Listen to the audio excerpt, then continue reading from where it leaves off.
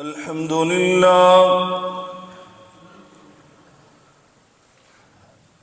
لله رب العالمين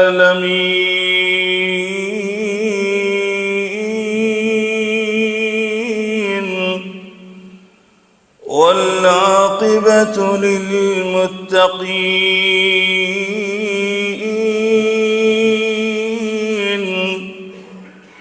والصلاة والسلام على سيد المرسلين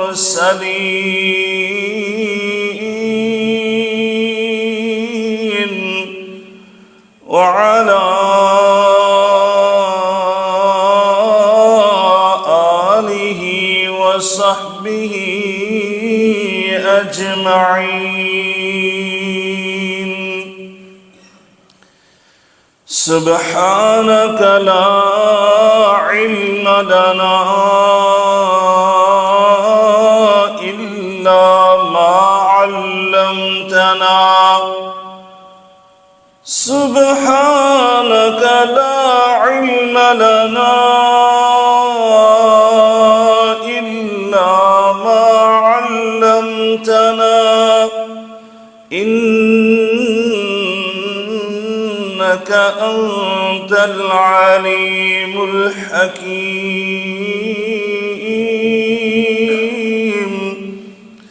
رب اشرح لي صدري ويسر لي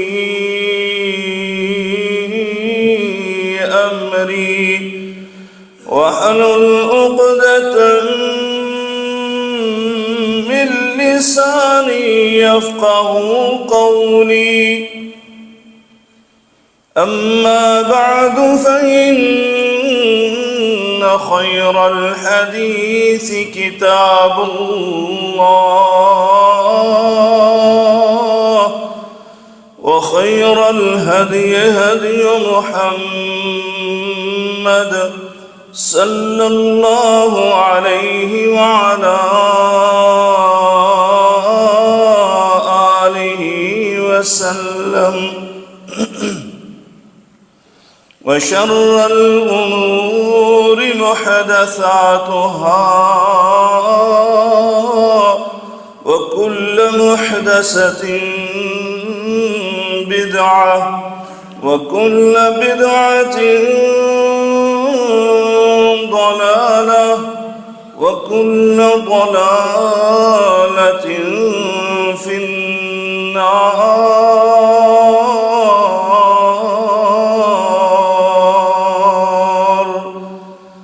أعوذ بالله السميع العليم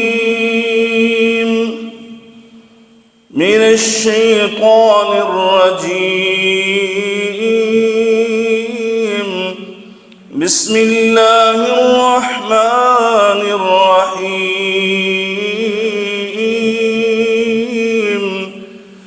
إن الذين قالوا ربنا الله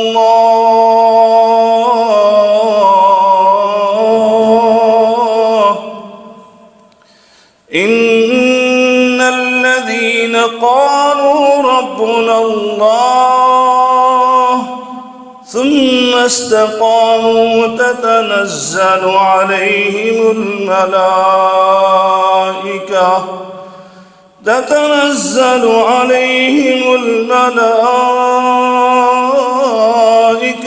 ألا تخافوا ولا تحزنوا وأبشروا بالجنة التي كنتم توعدون.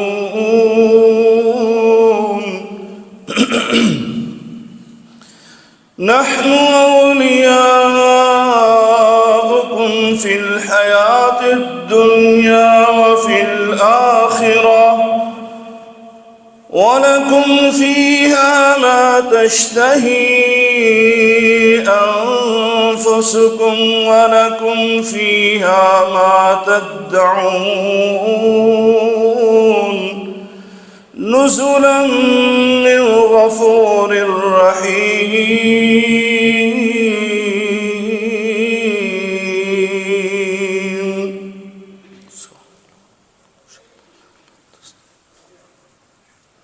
بزرگان من، برادران ملت، قابل صد احترام میری ماں اور بہنوں، ہر قسم کی حمد و ثنا، بزرگی، برتری، بڑائی، کبریائی اللہ رب العالمین کی ذات بابرکات کے لیے انگنت لا تعداد بے شمار درود و سلام سید الاولین والآخرین، امام المتقین، شفیع المذنبین، میرے اور آپ کے ہادی و رہنما جناب محمد الرسول اللہ صلی اللہ علیہ وعلا آلہ وسلم کی ذات اطہر پر ہوں۔ دوستوں اور بھائیوں، اللہ رب العالمین کا ایک اٹل قانون اور فیصلہ ہے کہ ہر ذی روح، ہر جاندار نے موت کا ذائقہ چکھنا ہے، یعنی جو زندگی کے دروازے سے داخل ہوا اسے موت کا دروازہ بھی عبور کرنا ہے۔ اس قانون کو اللہ تعالیٰ نے قرآن مجید فرقان حمید میں مختلف مقامات پر مختلف انداز اور اسلوب سے بیان کیا۔ فرمایا کل نفس ذائقۃ الموت، ہر نفس نے موت کا ذائقہ چکھنا ہے۔ کل من علیہا فان، اس روئے زمین پر جتنی بھی مخلوقات ہیں سب نے فنا ہونا ہے۔ کل شیء ہالک الا وجہہ، ہر چیز نے ہلاک ہونا ہے سوائے اس میرے رب کے۔ اس اٹل فیصلے اور قانون سے کسی کو مفر اور کسی کو استثناء نہیں ہے۔ کوئی جتنی بھی تگ و دو کر لے، بھاگ دوڑ کر لے، اسباب اور وسائل جمع کر لے کہ میں اس موت سے بچ سکتا ہوں، کبھی ہو ہی نہیں سکتا۔ اس لیے اللہ رب العالمین نے قرآن مجید فرقان حمید میں سورۃ الجمعہ کے اندر ارشاد فرمایا قل ان الموت الذی تفرون منہ، یہ موت، اس سے تم جتنا بھی بھاگنا چاہو بھاگ لو، فإنہ ملاقیکم، تمہارا بھاگنا، تمہاری تیز دوڑ، تمہارے وسائل، تمہارے اسباب، تمہارے علاج معالجے، وہ تمہیں بچا نہیں سکیں گے۔ فإنہ ملاقیکم، یہ موت تمہیں پکڑ کر رہے گی۔ اینما تکونوا یدرککم الموت ولو کنتم فی بروج مشیدہ، اللہ فرماتے ہیں اگرچہ تم سیسہ پلائی ہوئی عمارت کے اندر اپنے آپ کو محفوظ کر لو، جہاں پر ہوا کا بھی گزر نہیں ہو سکتا، اگر تم ایسے مکان میں، ایسے عمارت میں بھی بیٹھ جاؤ تب بھی یہ موت تمہیں آ لے گی۔ لہذا اس قانون سے کوئی انکاری ہو ہی نہیں سکتا، یہ فطرت بھی ہے۔ آپ کسی بھی انسان سے پوچھیں، وہ سب آپ کے سامنے اس بات کا اقرار کریں گے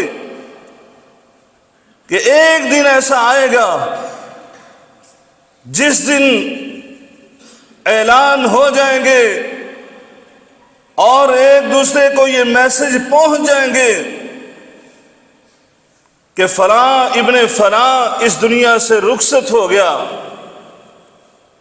فلاں ابن فلاں فوت ہو چکا ہے۔ دوستو اور بھائیو، انہی میں سے ہم ہیں۔ ایک دن یہ اعلان ہوگا بہرحال اصل بات جو اہم ترین ہے وہ یہ ہے کہ جانے کا انداز کیا ہے. ہم نے یہ موت کو کس انداز سے گلے لگانا ہے، کس انداز سے ہم نے اس کائنات سے رخصت ہونا ہے، ہمارا خاتمہ کیسے ہونا ہے، اس کے بارے میں سوچنا چاہیے. کیونکہ اصل کامیابی اور ناکامی، کامرانی اور نامرادی وہ اختتام پر ہے. ایک طالب علم اسٹڈی کرتے ہوئے سال بھر محنت کرے، لیکن امتحانات میں، ایگزام میں آ کر وہ سویا رہے، محنت چھوڑ دے، تو یقینی بات ہے کوئی اس کو فیل ہونے سے بچا نہیں سکے گا.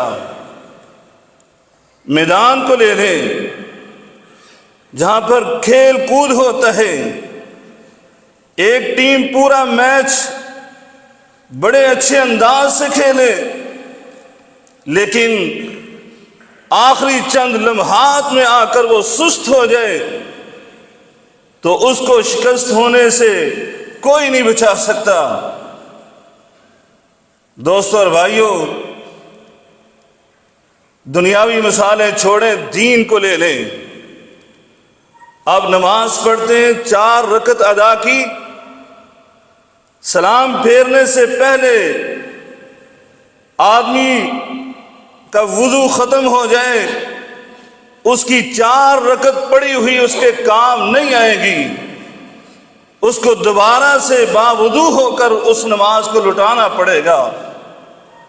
ایک آدمی طلوع فجر سے لے کر غروب آفتاب تک روزہ رکھتا ہے، لیکن غروب آفتاب سے چند لمحات پہلے وہ روزہ افطار کر لیتا ہے، اس کا سارے دن کا روزہ بھوک اور پیاس اور ضائع اور برباد ہو گئی. بیائی نہیں. ایک آدمی ساری زندگی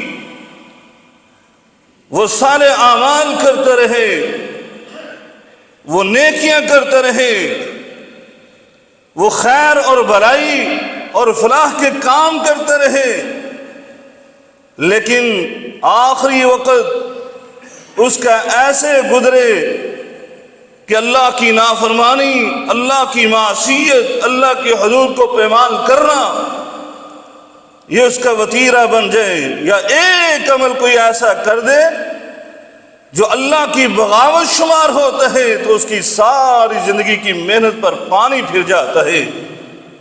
یہ میں نہیں کہتا، میرے آقا علیہ الصلوۃ والسلام نے زبان نبوت سے ارشاد فرمایا. اس ناطق وحی نے ہمیں یہ تنبیہ فرمائی، انما الاعمال بالخواتیم. میری امت کے لوگوں، متنبہ رہنا، ساری زندگی نیکیاں کر کے آخری عمر میں اپنی وراثت میں ہی کہیں ڈنڈی نہ مار دینا. ایک اولاد کو زیادہ دے کر دوسری کو محروم نہ کر دینا، بیٹوں کو دے کر بیٹی کو وراثت سے محروم نہ کر دینا. فرمایا وگرنہ 70 سال کی عبادت ضائع اور برباد ہو جائے گی. انما الاعمال بالخواتیم. اعمال کی قبولیت کا دار و مدار اس کے اختتام پر ہے. اسی طرح ایک دوسری حدیث میں میرے آقا علیہ الصلوۃ والسلام نے فرمایا تھا، اذا اراد اللہ بعبد خیرا. اللہ کسی بندے کے ساتھ بھلائی کرنا چاہتا ہے، خیر کا ارادہ کرتا ہے، تو فرمایا اللہ رب العالمین استعملہ، اس کو کام پر لگا دیتے ہیں، اس کو عامل بنا لیتے ہیں. فقیل کیف یستعملہ یا رسول اللہ صلی اللہ علیہ وسلم. صحابہ نے عرض کی، اللہ کا رسول، اللہ کیسے اس کو عامل بناتا ہے؟ کیسے کام پر لگا دیتے ہیں۔ میرے آقا علیہ الصلوۃ والسلام نے فرمایا یوفقہ لعمل صالح، اللہ رب العالمین اس کو نیک کام کی توفیق عطا فرما دیتے ہیں، وہ خیر اور بھلائی کے کام کرنے لگتے ہیں قبل الموت، مرنے سے چند لمحات پہلے، چند دن پہلے اللہ تعالیٰ اس کو نیکی کی طرف لے آتا ہے۔ یہ ہے اللہ کا عامل، اللہ اس کو اپنا عامل بنا لیتا ہے۔ دوستو اور بھائیو، اس لیے سچی بات تو یہ ہے کہ انسان کو اپنی زندگی کے اختتام کی فکر کرتے ہوئے اللہ سے سب سے پہلے یہ کام کرنا چاہیے۔ جہاں وہ اپنی صحت و عافیت کی دعائیں کرتا ہے، وہاں اپنے خاتمہ بالایمان کی دعائیں کرے۔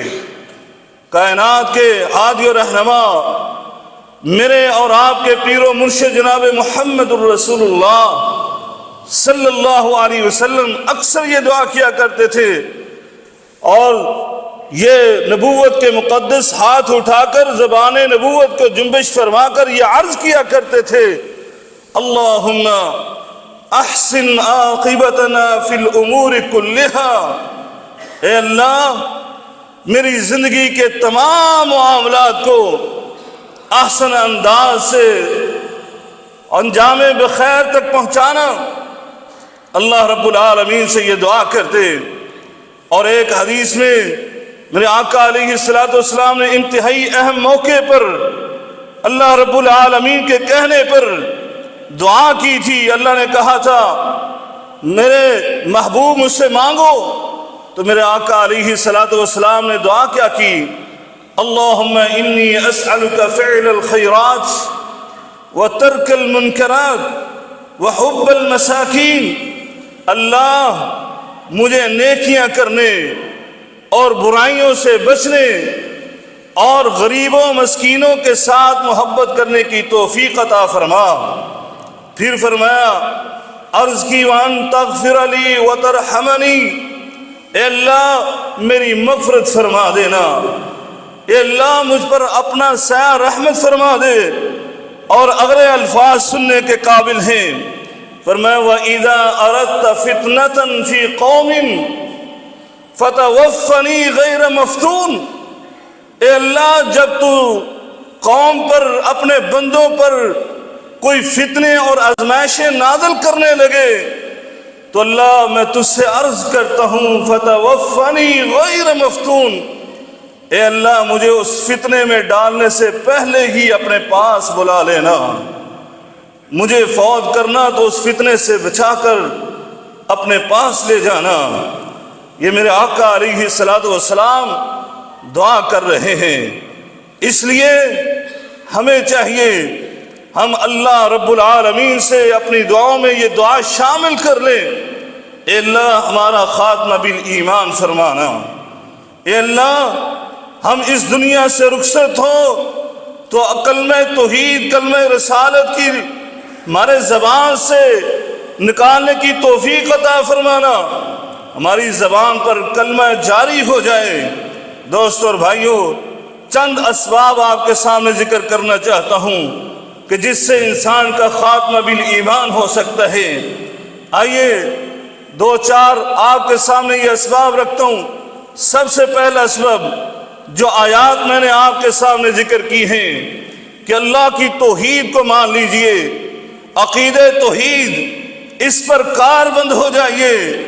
اللہ کے سوا کوئی الہ اور معبود نہیں ہے، معبود برحق ہماری عبادات کے لائق سوائے اللہ کے اور کوئی نہیں ہے، اس کے ساتھ شرک نہ کیجیے۔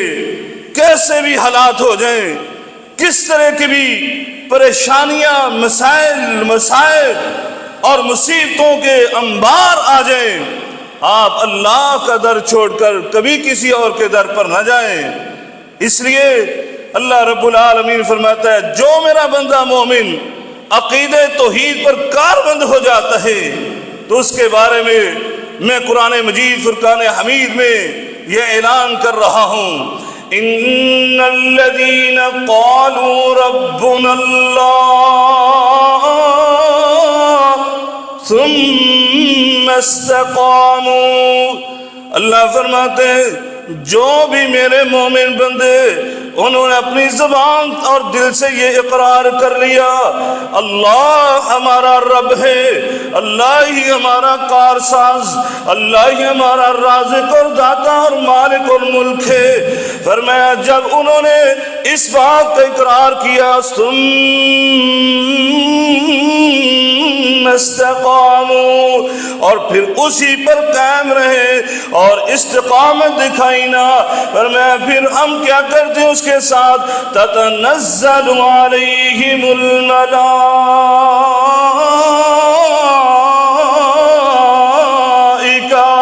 فرمایا جب اس کی موت کا وقت آتا ہے نا، جب وہ اس دنیا سے رخصت ہونے لگتا ہے، اللہ کے ملائکہ جنتی لباس لے کر اس کے پاس آ جاتے ہیں اور کیا کہتے ہیں اسے اللہ تخافوا اللہ تخافوا ولا تحزنوا، آئندہ آنے والے حالات سے تم خوف نہ کرو نا، ولا تحزنوا، اور اپنے پیچھے چھوڑے اپنی چھوٹی چھوٹی اولاد کے بارے میں تم غم نہ کرنا نا، اپنے پراپرٹی اور جائیداد اور اپنے وارثوں کے متعلق تم غم نہ کرنا، کبھی غمناک نہ ہونا، فرمایا وَأَبْشِرُوا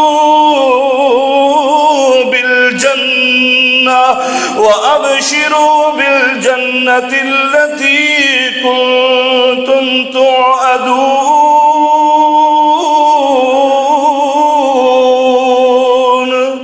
اللہ ان کو جنتوں کی بشارت ان ملائکہ کے ذریعے دیتا ہے، اور یہ ملائکہ کیا کہتے ہیں یا ایتھا النفس المطمئنہ ارجعی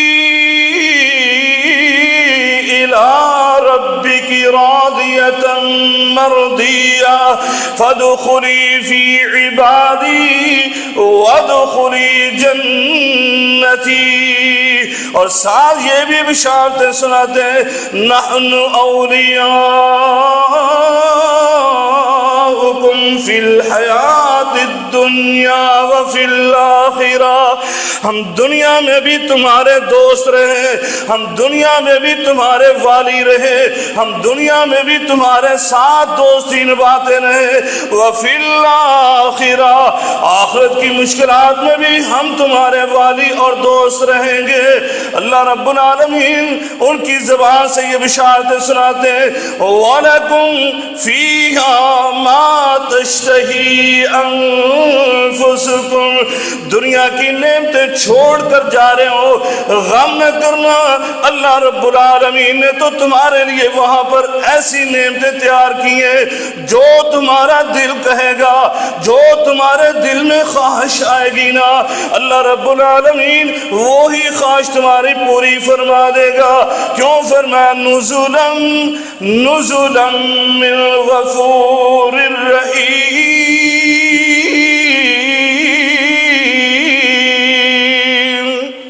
یہ اللہ میزبان ہے تمہارا، جب اس کے پاس پہنچو گے اس میزبانی کے تم نظارے کرو گے جس کا کبھی تم تصور بھی نہیں کر سکتے۔ اللہ اکبر، اللہم اجعلنا منہم، اللہ سے دعا ہے کہ اللہ ہمیں ایسے خوش نصیبوں سے کر دے۔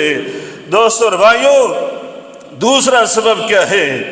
جو دین اسلام اللہ نے تمہیں عطا کر دیا ہے، اس نعمت کو پہچانو اور اس کے مطابق زندگی گزارو۔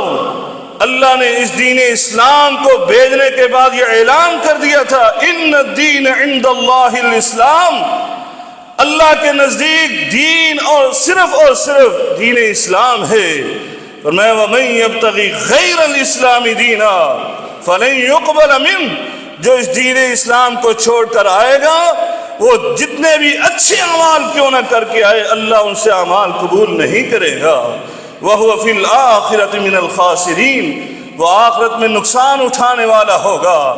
دوستو اور بھائیوں، یہ دین اسلام جیسی نعمت یہ بغیر مانگے ہمیں مل گئی ہے، لیکن اب تمہارے اوپر یہ ضروری ہے ادخلوا فی السلم کافہ، یہ نہیں ہے یہ مجھے قانون اچھا لگ رہا ہے، یہ اسلام کی بات اچھی لگتی ہے، میری طبیعت کے موافق ہے، میرے خاندان کے اندر یہ اس کے بارے میں کوئی مجھے کچھ نہیں کہے گا، اس کو تسلیم کر لوں گا، لیکن یہ میری طبیعت کے موافق نہیں بات ہے، اس کو نہیں میں مان سکتا، اس کو چھوڑ دوں، ایسا نہیں ہے، بلکہ فرمایا ادخلوا فی السلم کافہ، پورے کے پورے اسلام کے اندر داخل ہو جاؤ، جو احکامات جو تعلیمات اسلام نے دی ہیں ان پر کار بند ہو جاؤ۔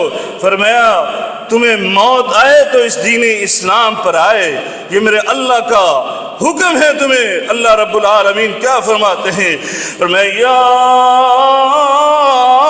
ایھا الذین آمنوا اتقوا اللہ، یا ایھا الذین آمنوا اتقوا اللہ حق تقاتہ ولا تموتن الا وانتم مسلمون۔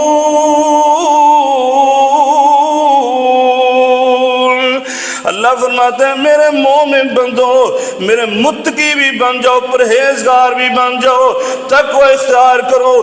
کیسا تقوی؟ فرمایا جس طرح اللہ سے ڈرنے کا حق ہے نا ویسے متقی بن جاؤ۔ فرمایا وَلَا تَمُوتُنَّ إِلَّا وَأَنْتُمْ مُسْلِمُونَ۔ جب تم اس دنیا سے رخصت ہونا، جب تمہیں موت آئے نا تو اسلام کی حالت میں موت آئے۔ دوستوں اور بھائیوں، یہ ایسی نعمت ہے نا، یہ اسلام کی نعمت، اور اس انداز سے بندے کو موت آئے کہ ایک جلیل القدر پیغمبر اس دین اسلام پر مرنے کے لیے خواہش کا اظہار کر رہے ہیں، دین اسلام پر مرنے کے لیے دعائیں کر رہے ہیں۔ جو کون سے پیغمبر؟ وہ جلیل القدر پیغمبر جناب سیدنا یوسف علیہ السلام کیا کہتے ہیں؟ اور رب قد آتیتنی من الملک وعلمتنی من تأویل الاحادیث فاطر السماوات والارض انت ولی فی الدنیا والآخرہ توفنی مسلما وألحقنی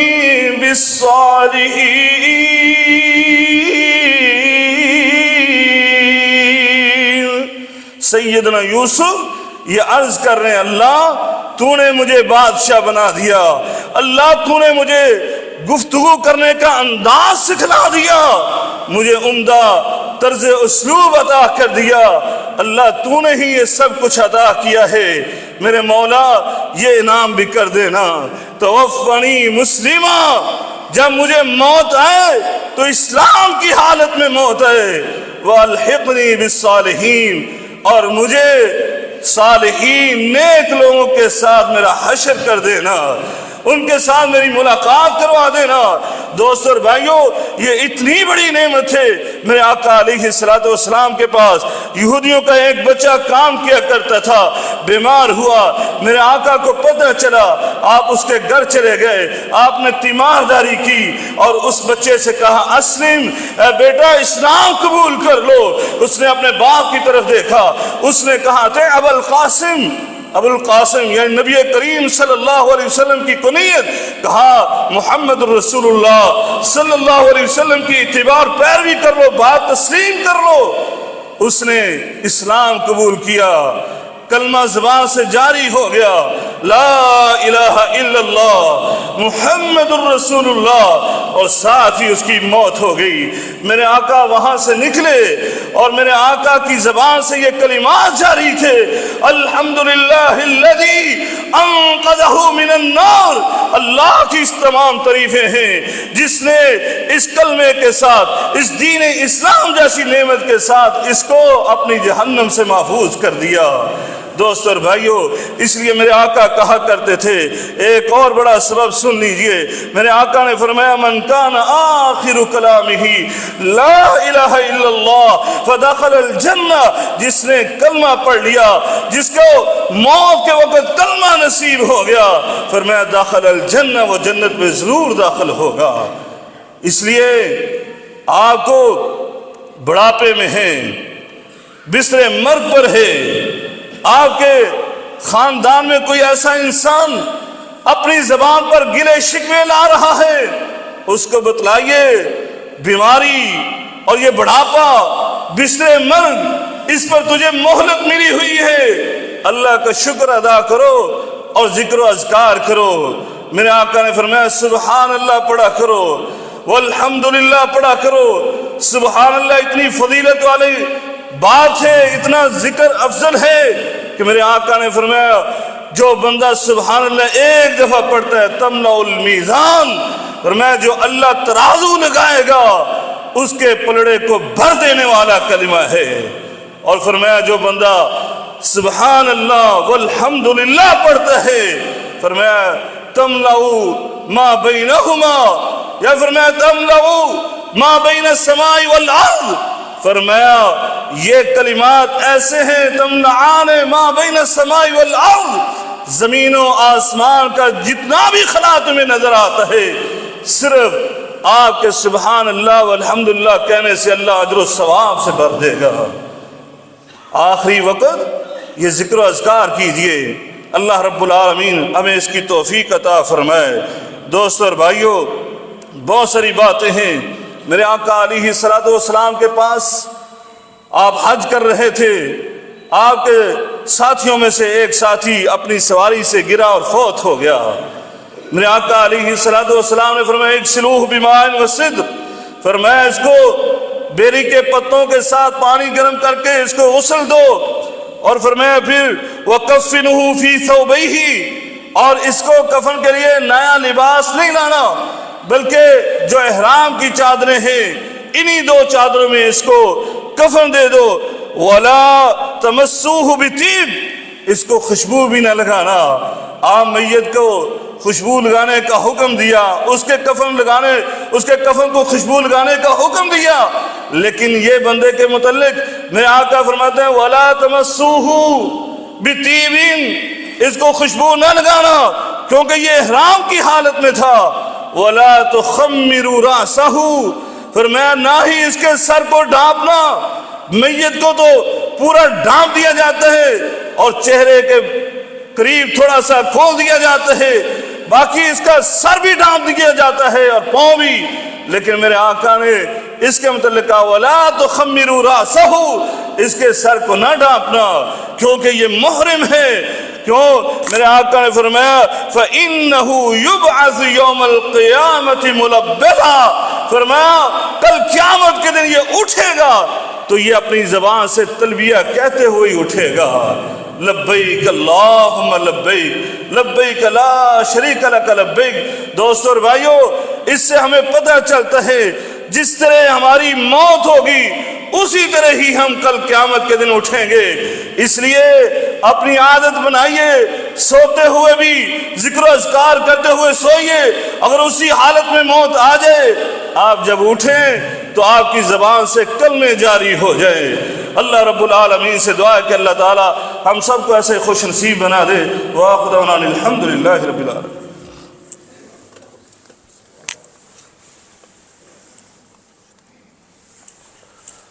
اللہ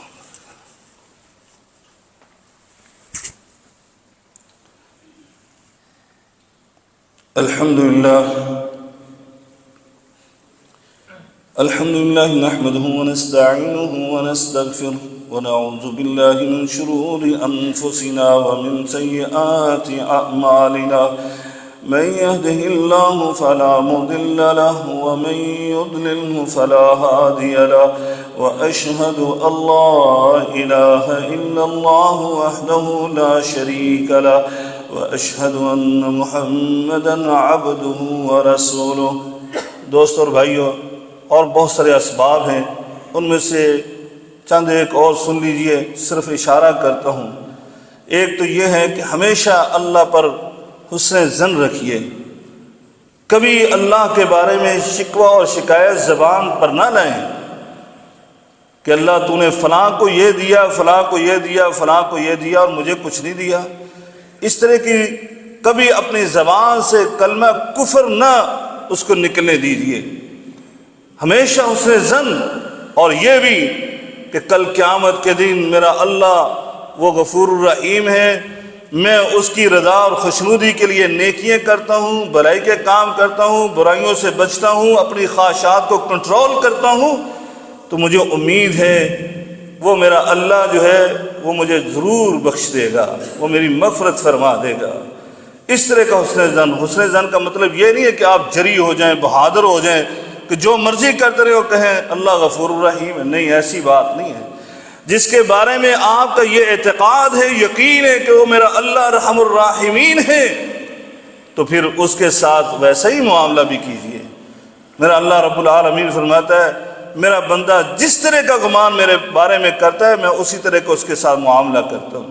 اس لیے میرے آقا علیہ الصلوۃ والسلام نے فرمایا تھا لا یموتن، فرمایا او میرے امت کے لوگوں، لا یموتن احدکم الا وهو یحسن الظن باللہ، فرمایا تم میں سے کسی کو بھی موت آئے تو اس حالت میں آئے کہ وہ اپنے اللہ پر حسن ظن رکھتا ہو، اس کو اپنے اللہ کے بارے میں اچھا یقین ہو، جیسے عمر فاروق رضی اللہ تعالیٰ عنہ کا تھا۔ ایک طرف خوف اتنا زیادہ تھا کہ وہ کہتے ہیں میدان حشر میں اگر اللہ اعلان کر دے کہ ساری کائنات کو میں نے بخش دیا، صرف ایک بندہ یہاں کھڑا رہے، اس کا حساب و کتاب ہوگا، تو مجھے ڈر اور خوف ہے کہ وہ کہیں عمر ابن خطاب ہی نہ ہو، جن کو جنت کی بشارتیں مل چکی تھی، وہ کہتے ہیں۔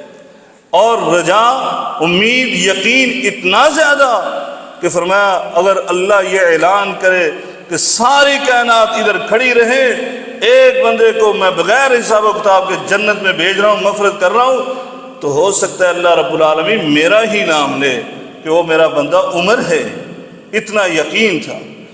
تو دونوں سائڈ پر ایسا نہیں ہے کہ یقین ہونے پر انسان جو ہے وہ آزادی نہیں بلکہ آوارہ ہو جائے، نہیں، ایسا بھی نہیں، حدود کے اندر رہتے ہوئے اللہ کی بندگی بھی کرتا رہے اور پھر اس کے ساتھ حسن ظن رکھے کہ میرا اللہ جو ہے وہ مجھے معاف کر دے گا۔ دوست اور بھائیو، ہم سب وطنوں سے دور ہیں تو خوشخبری سن لیجئے، بشارت سن لیجئے۔ میرے آقا علیہ الصلوۃ والسلام کے بارے میں آتا ہے آپ نے ایک صحابی کی نماز جنازہ پڑھائی، آپ کو پتہ چلا یہ مدینے میں ہی پیدا ہوا تھا، مدینے میں ہی فوت ہوا۔ اللہ کے مدینے کی موت، میرے آقا نے فرمایا جو استطاعت رکھتا ہے کہ مدینے میں فوت ہو تو اس کو چاہیے کہ وہ مدینے میں ہی فوت ہو۔ کیوں؟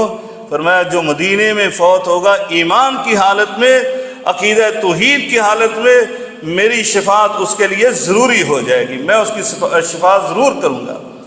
لیکن یہ صحابی رسول مدینے میں پیدا ہوئے، مدینے میں فوت ہوئے، تو میرے آقا علیہ الصلوۃ والسلام نے اس خواہش کا اظہار کیا یا لیتہ مات فی غیر مولدہ، اور میں کاش یہ اپنے اس مولد یعنی پیدائش، جائے پیدائش سے کہیں اور جا کر فوت ہوتا۔ صحابہ نے کہا اللہ کے رسول آپ نے ایسی خواہش کیوں کی ہے کہ یہ اپنے شہر میں، ہمارے ہاں تو معروف ہے نا، ہم سمجھتے ہیں لو جی اس کو وطن کی مٹی بھی نصیب نہیں ہوئی، اور فلاں جی اس کو تو اپنے شہر میں اپنے گھر میں مرنا نصیب نہیں ہوا۔ نہیں، یہ بڑی فضیلت والی بات ہے اگر بندہ ایمان کی حالت میں فوت، اصل چیز ایمان ہے، یہ بھی ذہن میں رکھیں۔ کوئی بندہ کہتا ہے سجدے کی حالت میں، نماز کی حالت میں، فلاں کی حالت میں، فلاں کی حالت میں فوت ہوا تو یہ اس کا خاتمہ حسن ہے، اچھی بات، بالکل ایسے ہی ہے، ہم بھی کہتے ہیں، لیکن یہ ذہن میں رکھیں ایمان دل میں ہونا چاہیے۔ ایسا نہیں ہے، وگرنہ نبی کریم صلی اللہ علیہ وسلم کس حالت میں فوت ہوئے؟ قرآن پڑھتے ہوئے۔ کیا آپ سجدے کی حالت میں تھے؟